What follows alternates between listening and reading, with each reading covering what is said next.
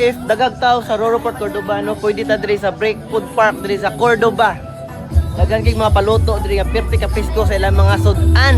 Alright. Doon ni siya sa McDonald's na ay dagan mga paluto diri. Okay? So if ganahan mo marig Break Food Park, dayon mo kay na ay mga paluto diri. Let's go.